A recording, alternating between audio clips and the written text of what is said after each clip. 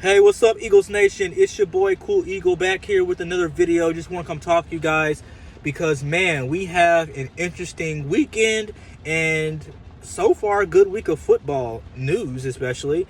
Tom Brady retiring. I don't know about y'all, but I went ahead and got me that Tom Brady jersey. Not the New England jersey because, I wouldn't do that. But, I stayed in NFC. It got me a red Tampa Bay 12, And it's not to say I'm becoming a bandwagon fan. It's Tom Brady. He's the greatest quarterback of all time. Of course I'm going to get the jersey. Eagles football, Jalen Hurts is having his ankle surgery. I didn't even know that was a real thing. I didn't even know that it would just require surgery. So when I heard the news, it just really surprised the shit out of me because I was like, he needed surgery. But he looked fine in the game. He just didn't have the anticipation timing that I would like. He didn't, target Devonta Smith enough. But again, that's really not his fault. He's still a rookie quarterback, and I'm pretty sure he doesn't really have the credibility or whatever words just synonymous to that to change plays in the offense like that at the line. So, he's just doing what he's told. But over time, I would like him to have more anticipation timing. I would like Nick Sirianni to continue growing as a coach. I would like that. I would still like for this to be one of the best drafts in franchise history for Philadelphia. I would like that, So there are so many bright spots when you think about the Philadelphia Eagles going into this offseason. I feel like we may not have been the number one team in the regular season. We may not even have been the best team in the postseason because obviously we went on the first round, but we are definitely going to be the most talked about in the postseason just because of what we can potentially do with 3 first-round picks. That's unheard of. That is unheard of. 3 first-round picks, and then you don't need a quarterback because Howie Roseman has already said that he's fine with Jalen Hurts as a starter next year, even though it's kind of weird because he kind of went a little.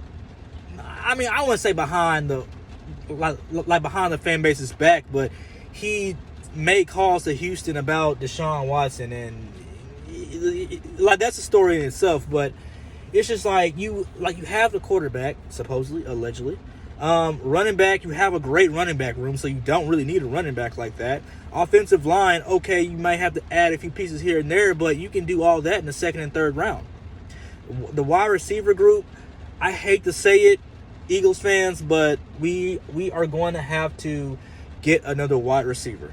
I understand we blew it with J.J. Arcega-Whiteside. I get it. We blew it with, what's his face? Jalen Reagor, or Regalor, as a lot of people call him now. But we need to sew up that wide receiver 2 spot. We really need to do that. Because look at what these other postseason teams have outside of phenomenal quarterback play. They have a wide receiver that can complement the number 1. LA Rams, they got Odell. And they got that other dude, Van Jefferson. The Bengals, Jamar Chase, you got T. Higgins, you got Tyler Boyd, and you got a pretty good tight end. Now, I don't know if he's going to be healthy or not, but they have a pretty good tight end, and the running back can catch the ball at the backfield. And so if you look at both of those teams, what do they have in common? Good wide receiver depth. They have a wide receiver that can complement the number 1, and that's something that you need if you really want to compete with these top teams like the Kansas Cities, the Cincinnatis, the LA Rams, those teams. Dallas Cowboys, even though they're fuck them. But that's what I'm saying. It's going to be really interesting to see what the Philadelphia Eagles do in the offseason.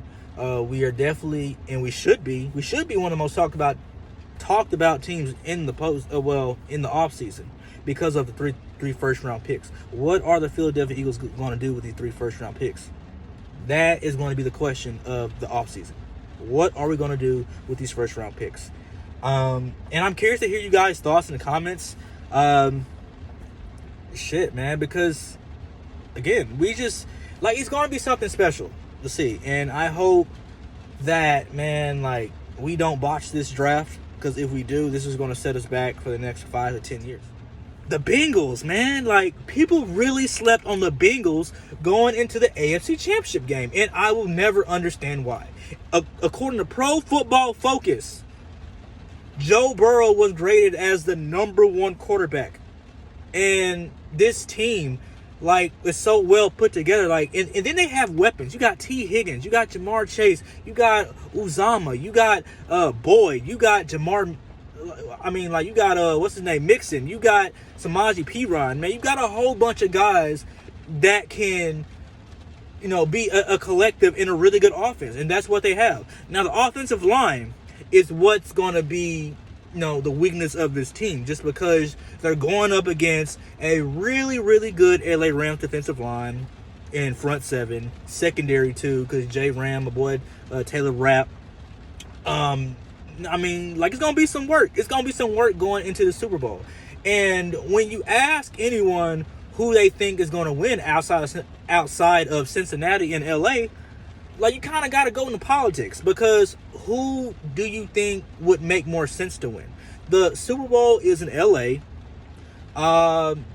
national media coverage, so they want LA to win for various reasons that I'm not going to go into. Like, if y'all want more information on the politics behind LA winning the Super Bowl, I highly recommend y'all go watch my dog Carcino for Life. You know, like, he really goes into detail as to why it makes sense politically for LA to win the Super Bowl, whether you disagree with it or not. But me personally, I'm still going for the underdog, just because, man, I just like Joe Burrow, man. Like, he's so good, you know. But at the same time, I will be okay with losing that bet, because Matt Stafford, he's from Dallas, Texas, Highland Park. You know what I'm saying? Odell. I really like Odell, despite what a lot of people may think about him. I think he's the last couple years he's had, and then for him to be in the Super Bowl in the bright lights, it's just like, you know, like, people were counting him out. People were saying that he was done, that he was never going to be the same wide receiver he was in New York, and he's probably still not. But the fact that he's put up the numbers he's had so far since he's got to LA, that really says a lot, and a Super Bowl would really put the icing on the cake as to his accomplishments and what he's been able to overcome these last couple of years. You know what I'm saying? So, yeah, there's that.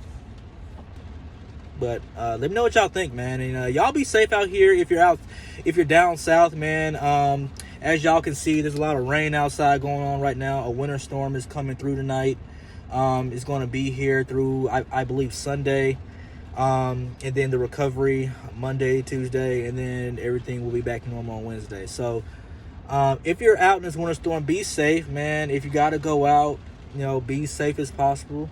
Guard your grill, you know, because y'all know how I get in the winter storm. I mean, I'm not saying it's going to be like Game of Thrones and nothing like that, but, you know, be safe, man. Be safe for real. And I love y'all. Y'all take it easy.